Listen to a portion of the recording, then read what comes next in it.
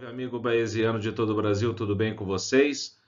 Como é que vocês estão? Eu sou Eduardo Baeza, este é o canal História Integrada Edu Baeza e estamos falando de Idade Média.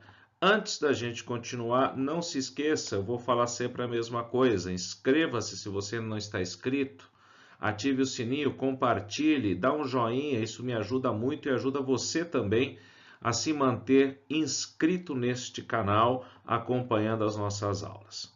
Muito bem, nós trabalhamos até esse momento falando sobre a composição da Idade Média no que diz respeito ao modelo oriental, onde falamos de bizantinos e islâmicos, e depois nós caminhamos para o Ocidente, vendo o que aconteceu com as antigas fronteiras do Império Romano a partir das invasões bárbaras. Nesse contexto das invasões bárbaras, nós destacamos, estou destacando para você a questão do reino cristão dos francos. O primeiro grupo, né, que se converte ao cristianismo, se estabelece como modelo de um reino bárbaro convertido ao cristianismo. Acompanhe comigo, observe gradativamente a evolução histórica desse importante reino que vai ser fundamental para a formação da Europa medieval e da Europa feudal também. Veja só, primeiro eu quero convidar você a uma cronologia básica. O que passo a passo nós vamos ver. Observe, primeiro, no século II, ainda no século II da era cristã, nós estamos ainda no Alto Império Romano, não começou a crise de Roma ainda, mas já no século II, os francos começam a ameaçar as fronteiras romanas. Então, o contato dos romanos com os francos data bem antes da própria crise do escravismo. Em 496, 20 anos após a queda de Roma, o rei franco, chamado Clovis Meroveu, ele se converte e é batizado cristão. É o primeiro grande reino pagão, bárbaro, que vai se converter ao cristianismo a partir do seu mandatário máximo. Em 507, já no século VI, os francos avançam sobre a região francesa ocupada pelos visigodos. Os visigodos ocuparam parte do sul da França, do que hoje é o sul da França, e também parte da Espanha. Os francos avançam e conquistam essa região, empurrando os visigodos em definitivo para a Península Ibérica. Em 711, coitados visigodos, mais uma vez eles serão atacados, só que dessa vez eles serão atacados diretamente pelos islâmicos que vêm do norte da África, atravessam o Estreito de Gibraltar e invadem a Península Ibérica, vencendo os visigodos na Batalha de Guadalete. Isso é no ano de 711, liderados pelo general Gibraltarique. Em 732, os islâmicos tentam adentrar o restante da Europa via fronteira franca, só que são impedidos na Batalha de Poitiers pelo general franco Carlos Martel. Carlos Martel, a partir daí, articula também a sua tomada de poder no Reino Franco, o que acontecerá nos anos seguintes, quando ele vai depor o último rei Meroveu e colocar no poder o seu filho Pepino o Breve, que dará início à dinastia carolíngia. Veremos isso daqui a pouco. Em 800, no ano 800, na virada do século 7, perdão, do século 8 para o século 9, o rei dos francos, Carlos Magno, neto de Carlos Martel, que você está vendo aí, ele vai ser coroado imperador pelos romanos, com o apoio da igreja. É a tentativa de reedição do Império Romano do Ocidente se estabelecendo aí no ano 800. Em 843, a tentativa de unificação cai por terra com o Tratado de Verdun. Os herdeiros de Carlos Magno dividem o Império Carolíngio em 3 partes. É sepultada a última tentativa de reerguer o Império Romano do Ocidente. Muito bem, agora eu quero convidar você, caminhando aqui, para a gente observar como tudo isso vai sendo estabelecido como o Reino Franco vai se tornar justamente este momento no qual as estruturas feudais começam a ser montadas e, em definitivo, vai se deixando para trás toda e qualquer tentativa de centralização. Caminhe comigo, vamos lá. A dinastia merovingia, que se inicia em 496, vai até 751, é a primeira dinastia franca cristã. Como eu disse agora há pouco, Clovis Meroveu, ele é convertido, ele se converte ao cristianismo e batizado cristão e passa a ser um grande aliado da igreja cristã medieval no que diz respeito à expansão do cristianismo entre os povos bárbaros, seja pela conquista, seja pela expansão ou pelas alianças com chefes guerreiros. Com os chefes guerreiros em especial, os merovingios eles vão estabelecer a troca de apoio militar, de aliança militar por terras. Olha que interessante, isso começa a formar aquilo que nós vamos chamar lá na frente de relação de suzerania e vassalagem. Isso já será praticado pelos reis merovingios, no intuito de atrair o apoio dos chefes guerreiros tribais. O cristianismo se expande e se consolida entre os bárbaros via francos, com apoio da igreja, como eu já disse, e tudo vai caminhando numa boa. Como eu coloco ali, tudo ia bem até que, no século VII, né, e na virada do século para o século VIII, você tem a figura dos reis indolentes. Os reis indolentes são reis que vão buscar apenas tão somente a boa vida, não irão governar efetivamente, deixarão isso para os seus mordomos, para os seus homens de confiança, chamados de majordomos. E nesse meio tempo, no século VII, quando eles adotam essa postura de deixar a parte administrativa para os seus secretários, chamados de majordomos ou mordomos do palácio, uma espécie de secretário de Estado, primeiro-ministro, esses reis indolentes, no século seguinte, no século VIII, terão que se deparar com a invasão islâmica e o avanço dos islâmicos pela Europa. É nesse cenário que um desses majordomos, Carlos Martel, ele faz o que os reis deveriam fazer. Ele vence, ele luta contra os islâmicos e os vence na Batalha de Poitiers.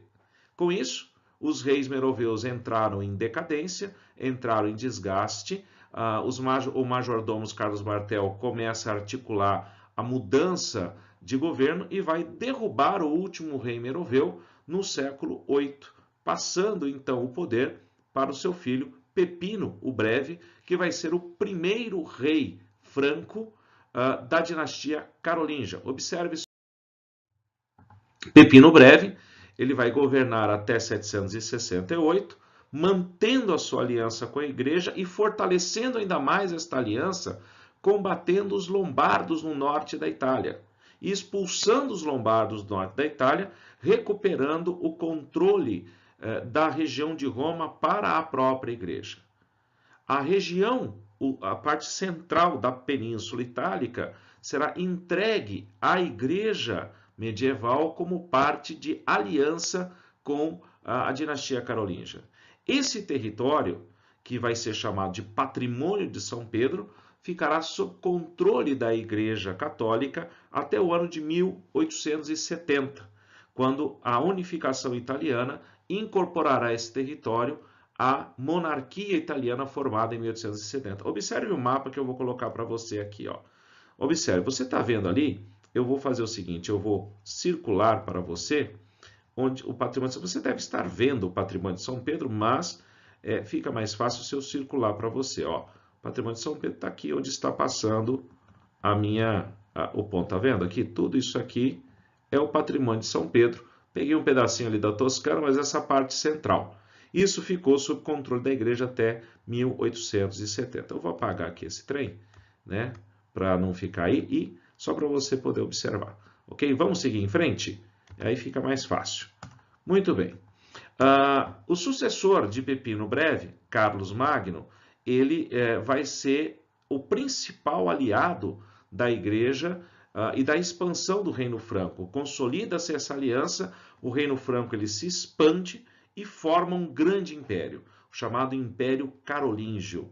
E no ano 800, como nós já vimos, ele vai ser coroado imperador pelos romanos. Veja só, apesar de analfabeto, ele falava latim, falava alemão, falava grego, muito ligado com o conhecimento da igreja. O nosso amigo Carlos Magno, ele vai ser responsável por uma grande reforma educacional a cargo da igreja, mas uma grande reforma educacional com o modelo da chamada Escola Palatina ou Escolas Palatinas. Escolas que serão administradas pela igreja e que darão origem, lá na frente, no século XII, às universidades, algumas universidades na Europa posteriormente. Também acontecerá, durante o governo de Carlos Magno, o Renascimento carolíngio. A igreja detentora do conhecimento greco-latino, ela vai trazer também grande parte desse conhecimento das artes, e nós teremos um primeiro lampejo daquilo que futuramente será o Renascimento. O Renascimento cultural. Isto vai acontecer já no momento do Império Carolíngio de Carlos Magno, uma tentativa de retomada dessas artes com base na cultura clássica, misturada à cultura cristã. É interessante observar que esse renascimento carolíngio ele vai trazer elementos do germanismo, elementos da cultura clássica e elementos do cristianismo. Prevalecerá a cultura cristã e a cultura clássica neste grande bojo de transformações e de mistura de cultura. Outro aspecto interessante a ser observado durante o governo de Carlos Magno é que ele vai tentar estabelecer uma centralização administrativa, criando leis centralizadas, leis que vão centralizar e ordenar juridicamente o império, as chamadas leis capitulares, no qual as marcas, as divisões do império serão estabelecidas como áreas de administração, onde Carlos Magno vai ceder a administração local a nobres, os condes, os duques. Esses nobres, esses condes, esses duques serão fiscalizados pelos missi dominici. Os missi dominici eram os fiscais, olhos e ouvidos do rei que circulavam pelo império com o intuito de fiscalizar se estivesse tudo andando corretamente, como deveria acontecer. Esse mapa que você tem aí é o Reino Franco. Observe, se você consegue enxergar bem e ter uma noção de mapa da Europa, nós estamos enxergando aqui parte do norte da Espanha, a região da França, o centro da Europa com a parte oeste da Alemanha, a Suíça, o norte da Itália e a parte da Alemanha mais a leste também, ok? Os missi dominici, como eu falei, vão atuar buscando manter a unidade e sendo os fiscais, os olhos e ouvidos de Carlos Magno ao longo do território do Império Carolíngio, ok? Com a morte de Carlos Magno, ele vai morrer em 814, o seu filho Luís o Piedoso assume o controle, assume a coroa. Só que Luís o Piedoso não tem o carisma, não tem a autoridade, não tem a presença de Carlos Magno. Isto é demonstrado no total enfraquecimento do poder central por ele representado, principalmente porque seus herdeiros, seus filhos com ele ainda em vida, já começam a lutar pelo seu espólio. Imagina, os filhos lutando pelo espólio do pai ainda em vida. O que eles estão dizendo nas entrelinhas? Querem que o pai morra o mais rápido possível, né? Os poderes locais se fortalecem, que são os duques, os condes estabelecidos por Carlos Magno para administrar. É muito simples de entender. O poder central se enfraquece, os poderes locais eles vão se fortalecer como administrações locais, no sentido de poderem manter a sua estrutura, lei e ordem nas áreas mais distantes, né? Os herdeiros iniciam uma grande guerra logo após a morte de Luís o Piedoso, que vai ser resolvido apenas tão somente no Tratado de Verdun, com o Império dividido em três partes. O oeste, a França, com Carlos o Calvo, o centro, Suíça e Itália, com Lotário, e o leste, Alemanha e Áustria, com Luís o Germânico. Observe o mapa para você poder enxergar melhor. Então você tem ali a parte em vermelha, que é a região de Carlos o Calvo, que dará origem à França. A parte rosa, que mostra a região da Suíça, do norte da Itália, observe os estados papais ali destacados, e a parte mais a oeste da Alemanha englobam esta área que seria de Lotário I, ou simplesmente Lotário. E a área em verde é a área de Luís Germânico, dará origem futuramente Alemanha, mas durante a Idade Média essa Era Verde se chamará Sacro Império Romano-Germânico. Ok? É isso. Reino Franco, Reino Cristão dos Francos, Império Carolíngio. Eu sou Eduardo Baez, esse é o canal História Integrada Edu Baez. Não deixe de se inscrever, dá um like, dá uma moralzinha pra gente aqui, ajuda bastante. Inscreva-se, ative o sininho, compartilhe. Um grande abraço, até a próxima. Tchau, tchau.